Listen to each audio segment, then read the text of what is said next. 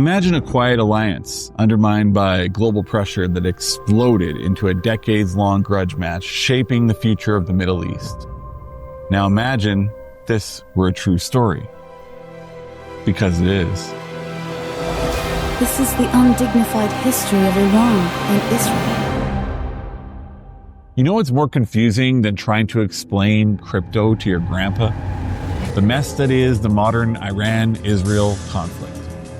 It's got nuclear tensions, religious rivalries, secret assassinations, and of course, bad decisions. But how did we get here? Why does it feel like we're always this close to World War III? And could there actually be a way out of this? One that doesn't involve bombs, blame, and billionaires. Let's break it down.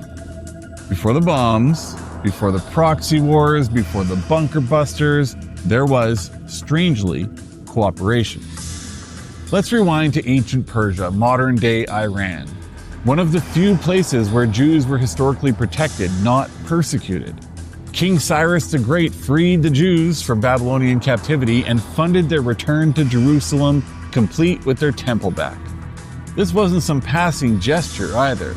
It was a foundational moment in Jewish history. And it started in Iran. Fast forward to 1948. Israel is born from the ashes of the Holocaust. Most of the Arab and Muslim world condemns it immediately.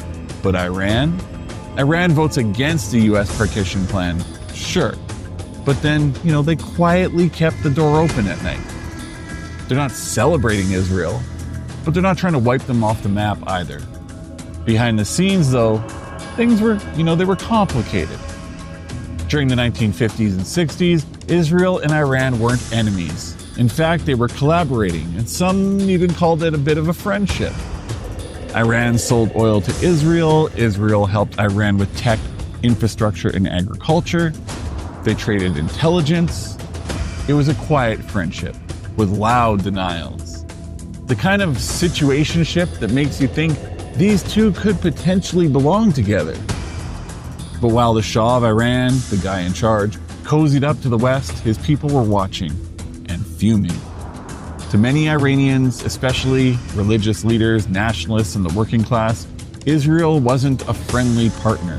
It was a symbol of the West forcing its will onto the Middle East, a symbol of betrayal to Palestine, a symbol of how Muslim lands could be divided, claimed, and colonized, all with American approval.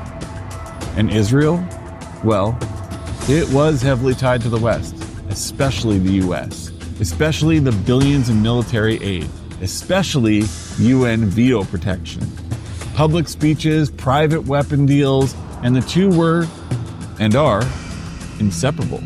The Iranian people saw it and resented it. By the 1970s, Israel's treatment of Palestinians had become a religious flashpoint. Iran's frustration with Western-backed monarchism boiled over. The result? 1979.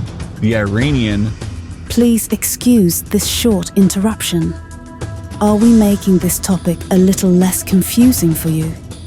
Then please subscribe and share so we can keep decoding ideas, growing narratives, and inspiring truth with you. Now back to the video. Out goes the Shah, in comes the Ayatollah and the Islamic Republic. Their first move? Cut ties with Israel completely, publicly, and not just diplomatically, ideologically. From the moment Iran didn't just oppose Israel, they defined themselves by it. No more Western puppets, no more secret deals, no Zionist nation, and most of all, full-throated support for the Palestinian cause. Iran didn't just break up with Israel, they married the cause of Palestine. It became central to their ideology: support the oppressed, resist the occupier. And while their methods are often violent, the message has traction with many in the region. And to be clear, this wasn't just some anti-Semitic fever dream. This was about power, geopolitics, and perception. Iran saw Israel as the front line of US influence, militarized, unchecked, and expanding. And they weren't wrong to see it that way. Since the 1990s, Israeli prime ministers, especially Bibi, have warned the world that Iran is weeks away from nuclear weapons. Same line, different decade. 1992, 2009, 2012, 2015, and recently it's been rinse and repeat.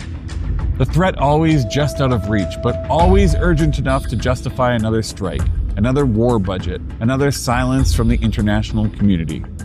Meanwhile, Israel launches an unprovoked strike, and it's labeled strategic defense. When Iran reacts, it's a global threat. The West condemns Iran in real time, but turns a blind eye when Israel escalates. The double standard isn't subtle, it's policy. And then you have Iran funding proxies, Hezbollah, Hamas, and others. Israel retaliates with airstrikes, assassinations, and cyber attacks. The cycle continues. Then came diplomacy.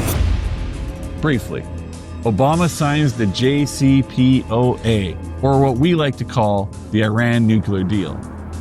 Iran scales back enrichment, tensions cool, and the International Atomic Energy Agency verifies it. Iran was complying. No secret weapons program, no violations. For the first time in what felt like forever, peace in the Middle East wasn't just a catchphrase, it was a possibility. But then, Trump tore the deal up.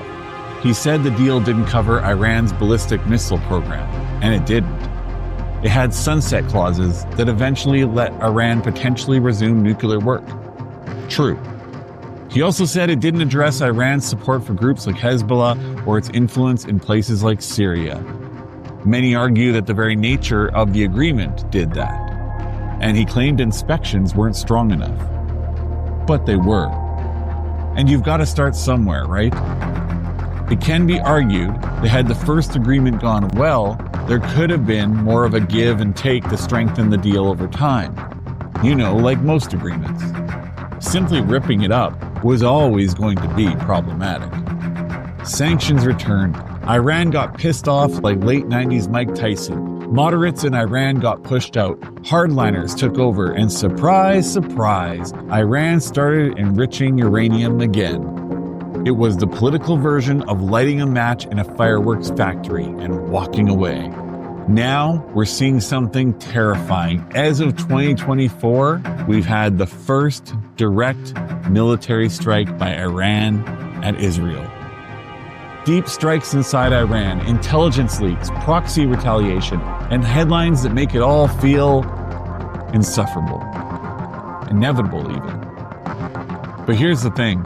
Western leaders mostly ignored the first strike. When Iran hit back, they said Iran must de-escalate. Wait, what? It's like watching someone slap your friend, then blaming your friend for pushing back. We'll cover more on blind faith and support of Israel in a later video, but for now, it raises an uncomfortable question. Why does Israel always get a free pass? When Iran says you started it, we will end it, they're not just being dramatic. They're speaking from 40-plus years of watching the West punish them for reacting, while rarely holding Israel to the same standard. And look, this isn't to say Iran is innocent. They've made terrible choices too. But the truth is, both nations are trapped in an endless loop of vengeance and validation. Nobody's being the adult in the room. Hate won. Again and again and again. So what now? Because let's be honest, this cycle is not sustainable.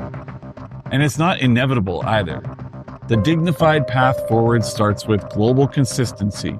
If you're going to be the moral police, arrest everyone who breaks the law, not just your enemies. We should demilitarize diplomacy. Missiles don't make peace, conversations do. Support for Palestine, not just as a debate point, but as a people who deserve a real shot at sovereignty and dignity, because all people do. Let's rethink alliances. The US and Israel need to ask themselves, is their total alignment creating more peace or more problems? And we need to elevate human-centered leadership, not built on ego, not built on legacy wars, but built on dignity. Because beneath all the flags, factions, and fury, people still want peace. They want to live. And that's the part that keeps getting lost. Instead of hating and threatening each other, we need to live and let live. What gets lost in the headlines is that not all Israelis support Bibi's hardline approach, and not all Iranians chant death to Israel. People are more complex than their leaders. They're tired. They want futures, not funerals. This has been Dignity. And if you made it this far, maybe dignity isn't dead after all. Please subscribe and share so we can keep decoding ideas, growing narratives, and